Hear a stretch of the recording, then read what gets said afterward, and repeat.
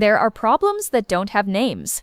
Not the big ones, not the relationship problems, or the career problems, or the health problems that you could sit down and explain to someone in full sentences.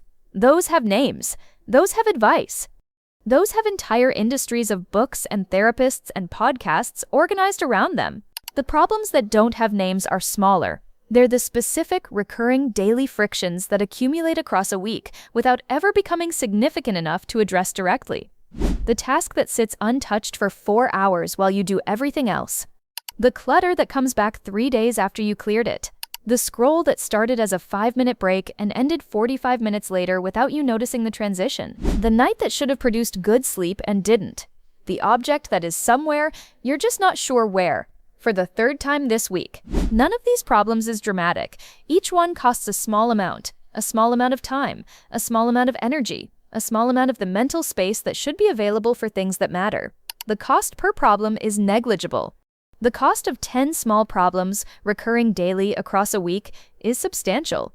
And the frustrating thing, the thing nobody says directly, is that Western productivity culture's solutions to small daily frictions are almost always large, systematic, and effortful. The app that tracks everything. The complete organizational overhaul. The new morning routine that requires 45 minutes and 8 steps. Solutions that are significantly larger than the problems they're solving, which is why they're so rarely actually deployed against the small problems they were designed for. Japanese daily philosophy has a different relationship with small problems. It doesn't build systems to manage them. It builds habits so small and so specific that the problem stops recurring before anyone has had to do very much about it. 10 problems, 10 Japanese ideas. Each one immediately applicable, starting today. The Japanese word that connects all 10 of these ideas is Kaizen, not in the specific habit sense that appears later in this video, but in the broader philosophical sense. The belief that small, specific, immediate improvements compound into significantly different outcomes, and that the most effective solution to a recurring small problem is almost always a small, specific, immediate change, rather than a large systematic overhaul. The 10 ideas in this video are not a system. They don't need to be practiced together. Each one stands alone, solves one specific problem, and produces results immediately, on the first day, or within the first week, rather than after 30 days of sustained effort. Pick one. Try it today. Notice the result. Add another next week. 10 weeks from now, 10 small problems have stopped recurring, and the cumulative space that recovery represents is available for something that actually matters. Starting with the one that costs the most hours per week. Idea 1. Kaizen. You can't start the task. The 1-minute fix. The task has been sitting there for 4 hours. You've opened it twice and closed it again. You've done 6 other things that needed doing less urgently. The task itself isn't hard. It's the starting that's impossible. Kaizen applied to task initiation. Make a commitment so small the brain can't object to it. Not work on the task. Do 60 seconds of the task. Set a timer. 60 seconds of actual engagement, after which you have full permission to stop. The brain's resistance to starting is a threat assessment response to a large, undefined commitment. 60 seconds is too small to register as a threat. The timer goes off and, almost every time, you don't stop, because the brain that resisted starting finds more resistance to stopping than to continuing once it's in motion. The immediate fix. Next time the task sits untouched, set a timer for 60 seconds. Do the first specific physical action. Not work on it, but type the first sentence, or open the file and read the last paragraph. That specific tiny instruction routes around the resistance. The 60 seconds begins. What happens after is almost always more than 60 seconds. Idea 2. Danshari. The clutter comes back. The threshold fix. You cleared the counter on Saturday. It's Tuesday and the counter is back. Not because you're disorganized, but because the objects that accumulate on it have no permanent home elsewhere. So they return to the counter because the counter is where they end up. Danshari applied to recurring clutter. The fix isn't clearing more often. It's refusing entry at the threshold. Before anything new enters the home, a purchase, a free item, a thing brought in from the car, ask one honest question. Does this have a specific, regular use place to live, or will it live on the counter indefinitely? The object that fails that question, declined at the door, never becomes clutter. The object that passes, brought in with a specific home already identified, never ends up on the counter in the first place. The immediate fix. This week, before bringing anything new into the home, pause at the threshold and ask the question. Not as a rule, as a filter. The counter will stop filling at a measurably different rate within 7 days. Idea 3. Hara Hachi Bu. You always eat too much. The pause fix. The problem isn't the food, it's the timing. The body's fullness signal takes 15 to 20 minutes to travel from stomach to brain, which means every meal eaten to the point of feeling full has already overshot the actual biological full point by 15 to 20 minutes worth of food. Hara Hachibu. Stop at 8 parts full out of 10 and wait 15 minutes.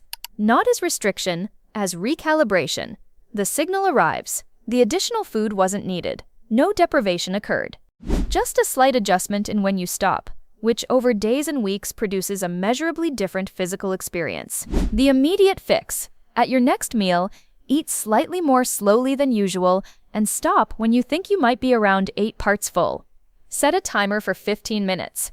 Don't eat anything in those 15 minutes. Notice what arrives at the end of the wait. This is the whole fix, applied today. Idea 4. You can't stop scrolling. The empty window fix. The scroll isn't a lack of willpower, it's the absence of a competing structure. When the empty moment arrives, the gap between tasks, the end of the workday, the waiting room, the phone fills it automatically because nothing else is competing for that moment's attention. Applied to phone use. Build one deliberate, protected empty window into each day, 15 to 30 minutes of genuinely unscheduled time that the phone is not permitted to fill. Not productive, not restful in a strategic sense, just empty, held with the same protection as a work meeting. The effect is counterintuitive. The deliberate empty window reduces the compulsive scroll not by restricting it, but by providing the nervous system with the genuine rest that the scroll was attempting to simulate. The scroll is a rest-seeking behavior.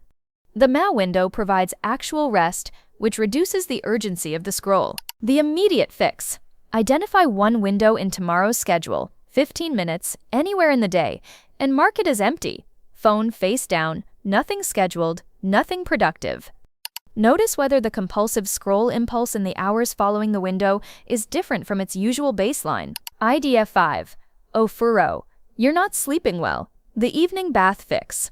The bad sleep isn't usually a sleep problem. It's a cortisol problem.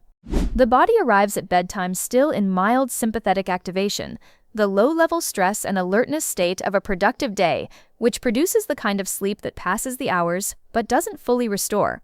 Ofuro. 15 to 20 minutes in water at approximately 40 degrees Celsius before sleep activates the parasympathetic nervous system, the biological opposite of the stress response, which reduces cortisol, drops core body temperature, the signal for genuine sleepiness, and produces the neurochemical environment for restorative rather than merely passing sleep. This isn't a relaxation effect, it's a hormonal one. The immediate fix. Tonight, run a warm bath before bed, 15 minutes minimum. Phone outside the room. This is the complete intervention. Notice the quality of the sleep tonight compared to the last several nights. Idea 6. Katazuke. You're always losing things. The immediate return fix. The lost object was put down somewhere, not in its place, somewhere. And somewhere has no retrieval logic, which is why it takes 4 minutes to find the keys every other morning. Katazuke. Return each object to its specific place at the moment of finishing with it, before it has a chance to be put down somewhere. The 10-second return, practiced as the natural last step of any activity, eliminates the put down somewhere problem completely.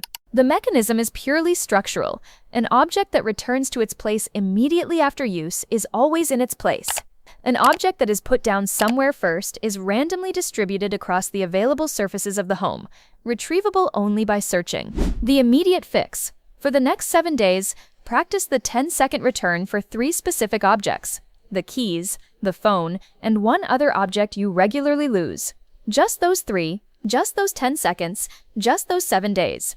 Notice what happens to the time spent searching by day 7. Idea 7. Kakeibo. You're overspending without realizing. The handwritten fix. The overspending isn't happening in one big transaction, it's happening in 12 small ones that each feel negligible in the moment and add up to a number that surprises you when you check the account on Friday. Kakeibo. A small notebook. 4 handwritten lines per day. What did I spend? On what? Was it intentional? One thing to do differently tomorrow. The handwriting is the mechanism. It forces a brief, genuine, felt engagement with the spending that the banking app's passive notification cannot produce. Noticing, it turns out, changes behavior more reliably than tracking. The immediate fix. Get a small notebook today. Write today's date, today's spending in 4 lines. Tomorrow, do the same. 7 days of this changes the relationship with daily spending more than any budgeting app currently available. Idea 8. Kizuna. You feel disconnected from people you care about. The one-line fix. The disconnection isn't from a lack of caring. It's from the accumulated gap between caring and acting on it. The message you've been meaning to send for 3 weeks that has grown too large to send casually, now that so much time has passed. Kizuna. The bond doesn't need a catch-up conversation to stay warm. It needs a small, low-expectation signal, a one-line message, a shared link, the thing you almost sent 3 weeks ago, that arrives without requiring a response and costs 40 seconds to produce. The gap doesn't determine the weight of the message. You do. A one-line message sent after 3 weeks of silence is not insufficient. It is the exact right size for reopening a connection that closed quietly rather than dramatically. The immediate fix. Think of one person you've been meaning to reach out to. Send one line, not a catch-up, just the thing you almost sent before. No expectation of response. Send it before this video ends. Idea 9. Ikigai. You have no energy despite enough sleep. The one energizing thing fix. The tiredness isn't from too little rest. It's from too little genuine energy input. Rest stops the drain. It doesn't refill the tank. A life composed entirely of work and rest has no genuine energy input, which means it runs slowly toward depletion, regardless of how much sleep it accumulates. Ikigai applied daily. One thing per day that generates energy rather than consuming it. Not productive, not restful, genuinely energizing. Something you do because the doing produces more than it costs. A creative activity, a physical practice you actually enjoy. 15 minutes of genuine engagement with something that matters to you personally. The immediate fix. Identify one activity that genuinely energizes rather than merely relaxes. Build 15 minutes of it into tomorrow. Not as a reward, not as earned downtime, but as a structural daily input. Notice whether the energy available in the hours following it is different from the energy available after the same 15 minutes of rest. Idea 10. Shizen. You're carrying low-grade stress that never fully clears. The daily movement fix. The low-grade stress isn't resolving because it isn't being given the biological mechanism that resolves it. Stress is a physiological state, elevated cortisol, mild sympathetic activation, the body prepared for a threat that the modern environment never quite produces and never quite resolves. The mechanism that resolves it is movement, not exercise as a scheduled effort, but the ordinary, purposeful movement of a body moving through the world as part of daily life. Shizen. Not a gym session, not a workout. One daily walk to somewhere taken as ordinary transportation rather than exercise. The movement signals the body that the stress response has been used, that the thing you were prepared for has been encountered and passed. The cortisol clears. The activation settles. The low-grade stress that never quite resolved has a mechanism for resolution that a desk and a commute cannot provide. The immediate fix. Identify one regular trip in your week that is technically walkable. Walk it tomorrow, not as exercise, as going somewhere. Notice whether the low-grade stress of the hours following the walk is different from its usual baseline. 10 problems, 10 ideas, none of them a system, none of them requiring sustained effort, significant time investment, or a version of yourself that doesn't exist yet. Kaizen for the task that won't start. Danshari for the clutter that keeps returning. Hara Hachi for the eating that always overshoots. For the scroll that fills every gap. Ofuro for the sleep that doesn't restore. Katazuke for the objects that are always somewhere. Kakeibo for the spending that adds up invisibly. Kizuna for the connection that has gone quiet. Ikigai for the energy that sleep alone can't produce. Shizen for the stress that never quite resolves. Each one is small. Each one is immediate. Each one produces a noticeable result on the first day or within the first week, which is the only kind of result that actually earns a second day and a third. You don't need all 10 today. You need one. The one that costs you the most hours or the most energy in the current week. Start there. Notice what happens. The other 9 will still be here when you're ready for them. If this felt like something your daily life needed to hear, there's more waiting for you here.